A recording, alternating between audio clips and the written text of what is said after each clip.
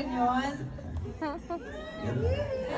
You know what's really cool about Paolo? You could really tell na his answers, and Kim too, that they come from the heart, no? And there's good people inside those answers. Kim, last na ni. Okay, tanaw na to. Tingnan natin.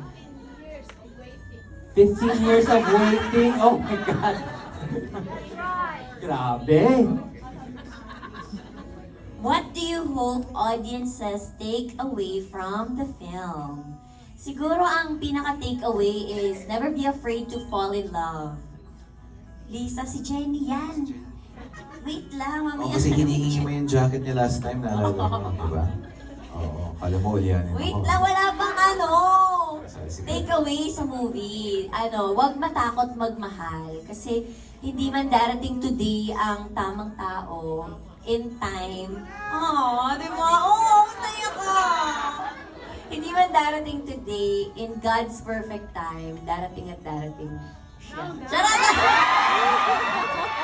Yes, never be afraid to fall in love. Do you believe in what you're saying daw? Uy, grabe naman. Grabe. Yun lang yung takeaway ko sa Wait, I think the question is, Paolo, do you agree with that answer?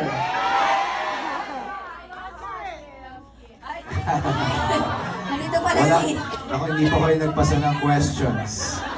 Opo. Dapat hindi pa pala sa mga press dito. Nasa LA pala sila. But thank you so much for, again, coming out and watching our film. Nabitin ba kayo sa last part? Gusto niyo ba ng continuation?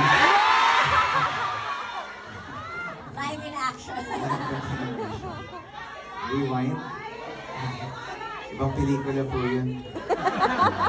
Wrong yan. Wrong yan. So before we start the picture taking, do you want to say thank you, final thank you to our people here at Parcel? Yes, maraming salamat sa lahat ng mga nandito. Thank you very, very, very much from the bottom of my soul. And kay Pao. Sa soul na talaga, di ba? Maraming salamat. And sana ma-spread the word pa natin na My Love Will Make You Disappear na showing din siya dito sa US. With your friends, mga kamag-anak dito sa US or sa Philippines. Okay, I love it.